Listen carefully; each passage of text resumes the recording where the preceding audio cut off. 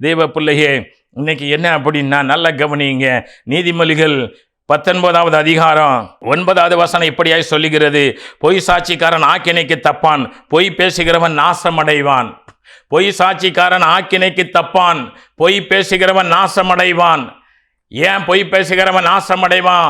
நல்ல கவனிங்க. ஜனவரி 1ஆம் தேதி முதல் மணி துளியில 2026ஆம் ஆண்டு ஜனவரி 1ஆம் தேதி முதல் மணி துளியில என்ன அப்படின்னா வாக்குத்தத்தம் அப்படின்னு சொல்லி இன்னைக்கு எல்லாரும் என்ன செய்கிறாங்க?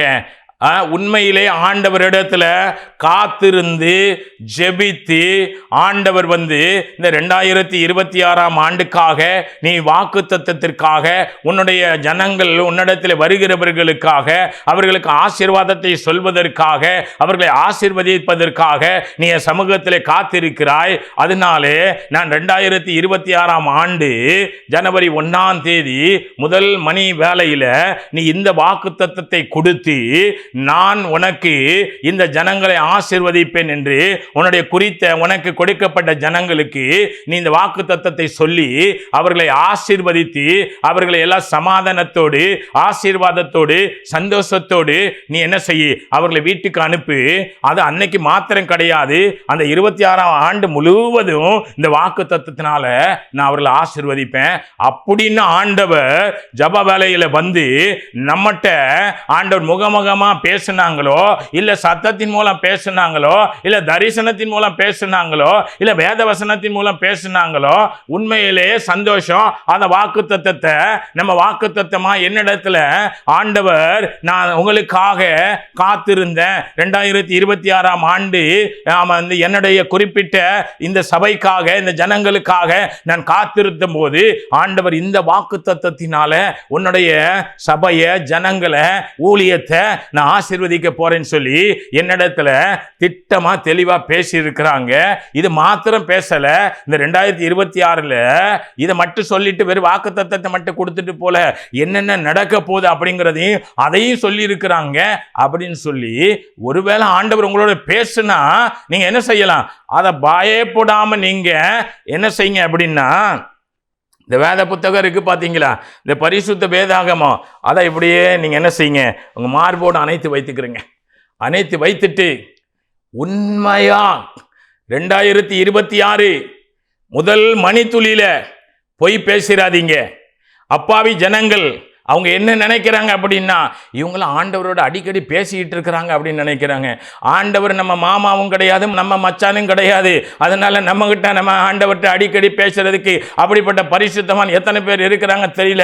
அப்படி இருந்தா இன்னைக்கு ஆண்டவர்கிட்ட அடிக்கடி பேசுறவங்களா இருந்தா குறைந்தபட்சம் நம்முடைய பட்டணத்துக்காவது சொல்லுவாங்க, இல்ல மாநிலத்துக்காவது சொல்லுவாங்க. தேசத்துல நடக்கிற தீமைகளையும் தேசத்தில் நடக்கிற பிரச்சனைகள் போராட்டங்களையும் முழு உலகத்துக்கு நடக்கிறதையும் சொல்லுவாங்க. ஆனா அதை குறித்து ஒண்ணுமே சொன்ன பகுதியில் வாக்குத்தத்தம் மட்டும் என்ன செஞ்சிருது, எங்கே இருந்து வந்துருது? நான் காத்திருந்து ஜெபித்த பொழுது ஆண்டவர் என்ன செய்தார்? இந்த வாக்குத்தத்தத்தை கொடுத்து இந்த சபையை இந்த ஜனங்களை இந்த ஊழியத்தை ஆசீர்வதிக்க வேண்டும் என்று சொன்னார்னு ஒரு பச்சை பொய். என்ன கலர் பொய்? பச்சை கலர் பொய். அதுல சிகப்பு இருக்கும், சரியா? பல கலர்ல பொய். நம்முடைய யோசேப்பு பலவர்ண ஆடையை போட்டான்னு சொன்னது போல இன்னைக்கு வாக்குத்தத்தம் கொடுக்கிற ஊழியர்கள் இன்னைக்கு என்ன அப்படின்னா பல கலர்ல பொய்ய சொல்லி இன்னைக்கு என்ன அப்படின்னா தேவன் கொடுக்காதத தேவன் கொடுத்ததாக.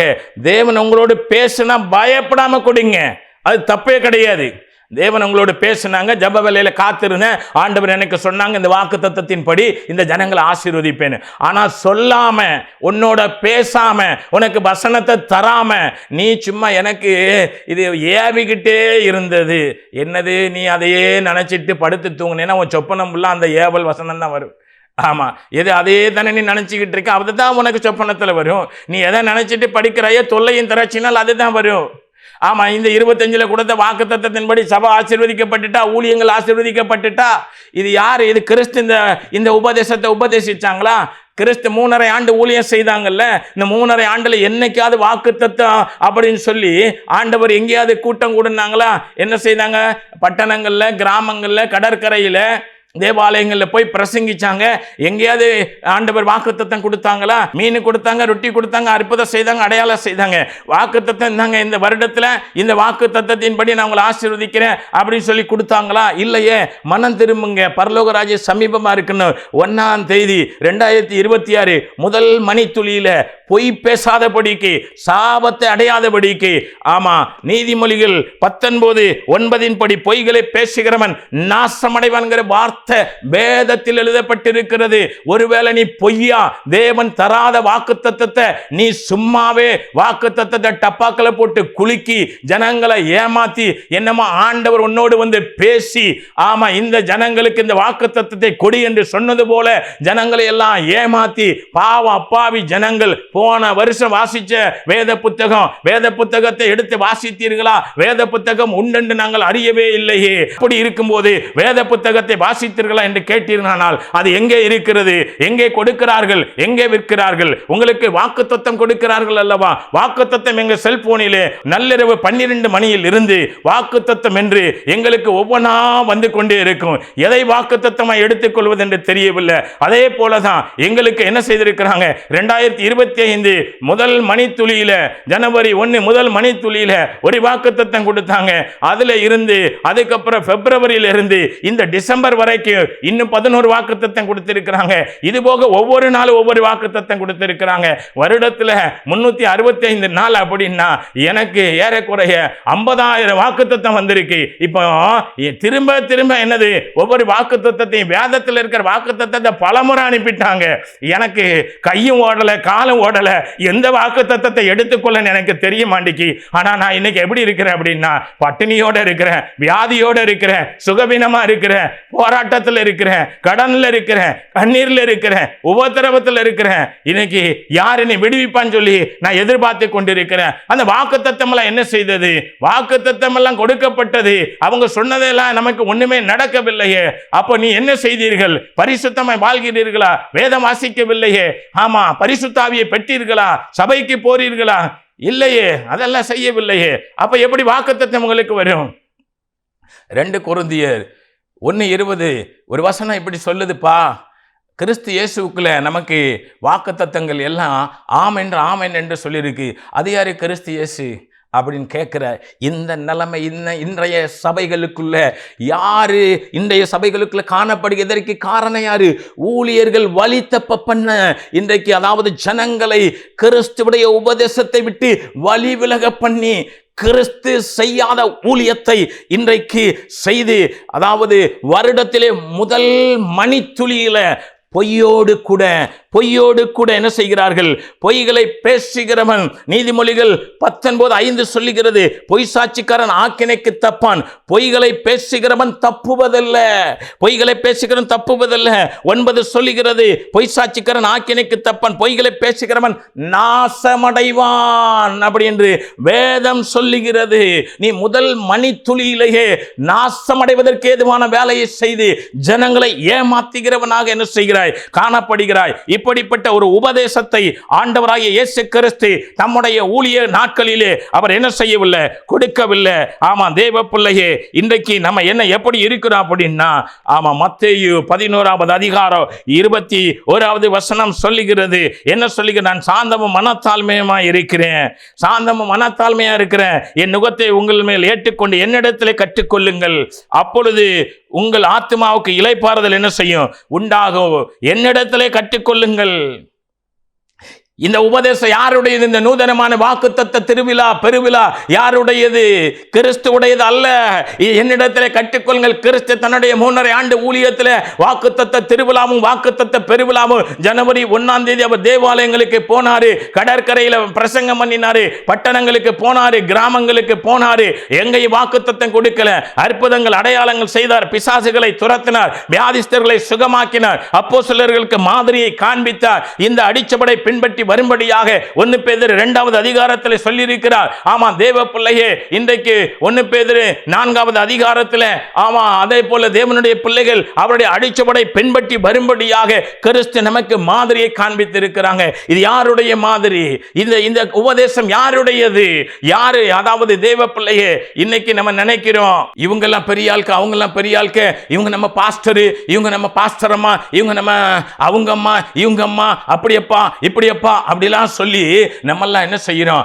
ஏமாந்து போகிறவர்களாக காணப்படுறோம். இவங்க ஆண்டவரோட பேசிட்டு இருக்கிறாங்களா, அதனால ஆண்டவர் இந்த வருஷம் வாக்குத்தத்தம் என்ன செஞ்சிருக்கிறாங்க அப்படின்னா, செப்பனியா 3வது அதிகாரத்தில் 20வது வசனத்தை கொடுத்துட்டாங்க. ஆமா, உன்னை கீர்த்தியும் புகழ்ச்சியுமா வைக்க போறேன் அப்படின்னு சொல்லிட்டாங்க. அது மாத்திரமா சொல்லி இருக்கிறாங்க. ஏசாயா 41:10 பயப்படாது, நான் உன்னோடு இருக்கிற, திகையாத, நான் உன் தேவனை பலப்படுத்தி உனக்கு சகாயம் பண்ணுவேன் அப்படின்னு சொல்லிட்டாங்க.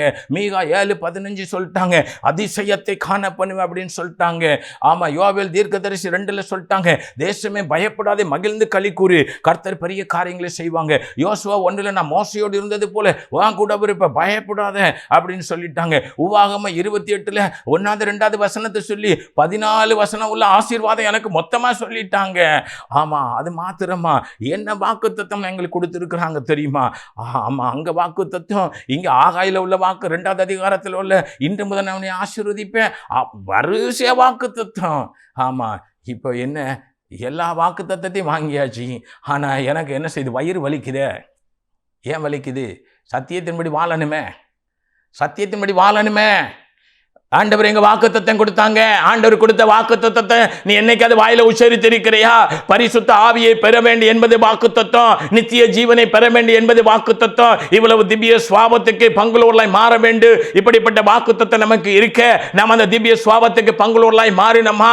இன்னைக்கு தேவனுடைய பிள்ளையே 2 கொரிந்தியர் 7ல 1வது வசனத்துல நம்முடைய ஆவியிலும் நம்முடைய அதாவது மாமிசத்தில் உண்டான அசூசி நீங்க பரிசுத்தமாக்குதலை தெய்வ பயத்தோடு நம்ம அதை பெற்றுக்கொள்கிற வாக்குத்தத்தத்தை பெற்றிருக்கிறோமா? இன்னைக்கு எப்படிப்பட்ட பகுதியில் காணப்படுகிறோம்? இன்னைக்கு முதல் மணி துளியிலேயே என்ன சொல்லுகிறாங்க அப்படின்னா, அவர்கள் பொய்யை என்ன செய்கிறாங்க? பொய்யை, அதாவது நான் வாசிக்கிறோம் சங்கீதம் 7வது அதிகாரத்தில் 14வது வசனத்தை வாசிப்போம். இதோ அவன் அக்கிரமத்தை பெற கற்பவேதனை படுகிறான், தீவினையை கற்பந்தரித்து பொய்யை பெறுகிறான். என்னது? அக்கிரமத்தை பெற கர்ப்பவேதனை படுகிறான், தீவினையை கற்பந்தரித்து பொய்யை என்ன செய்கிறான்? பொய்யா முதல் மணி துளியில வாக்குத்தத்தம் என்று தேவன் சொல்லாம வாக்குத்தத்தத்தை சும்மா டப்பால போட்டு எடுத்து என்னது ஒரு அதில் வேற வாக்குத்தத்த அட்டையை வாங்கி இந்த பைபிள் சென்டர்ல எல்லாம் போய் வாக்குத்தத்த அட்டையை வாங்கி டப்பால போட்டு குலுக்கி என்ன அப்படின்னா வாக்குத்தத்தம் இதில் வேற ஏவுதலாக இருந்தது. ஏவுதலானா சிமியோன் அங்கே தேவாலயத்துக்கு வந்தானா, ரட்சணியத்தை உன் கண் காணுமுன்னால நீ சாக மாட்டேன்னு சொன்னனால அந்த ஆவியானவர் என்ன செய்தாங்க? ஏவுதல் கொடுத்து அங்கே கொண்டு வந்தாங்க. வாக்குத்தத்தம்லாம் வசனத்தை பெறணும். ஆமாம், ஏவுதல் எல்லாம் வரக்கூடாது. வாக்குத்தத்தத்தை திட்டமாக தேவனிடத்திலிருந்து வசனத்தை பெறணும். ஆமாம், நிச்சயமாகவே நான் அவனை ஆசீர்வதிக்கவே ஆசீர்வதித்து பெருகவே பெருக பண்ணிக்கிறேன் அப்படின்னா அந்த வாக்குத்தத்தத்தை பெறணும் தேவனிடத்திலிருந்து. சும்மா நம்ம ஏதோ வாயில இதெல்லாம் சொல்லிட்டு என்னது காணப்படுகிறது. இதெல்லாம் ஜனங்களை ஏமாத்திக்கிற ஒரு ஏமாத்து காரியம். நம்ம முதல் 2026 ஜனவரி முதல் மணி துளியில நம்ம என்ன செய்கிறோம் அப்படின்னா பொய்யை பேசுறான் அப்படின்னா நீதிமொழிகள் 19:5-9 படி பொய் பேசுகிறவன் ஆக்கினைக்கு தப்புவதில்லை, பொய் பேசுகிறவன் என்ன செய்வானா? நாசம் அடைவான். அவன் அக்கிரமத்தை பெற கர்ப்ப வேதனை படுகிறான், அவன் தீவினையை பெறுவதற்கு கர்ப்பம் தரித்து பொய்யை என்ன செய்கிறான்? பெறுகிறான். இப்படிப்பட்ட காரியங்களை செய்து ஜனங்களை என்னைக்கு என்னது வாக்குத்தத்தம் என்று சொல்லி என்ன செய்கிறாங்க? ஏமாற்றி கொண்டிருக்கிறாங்க.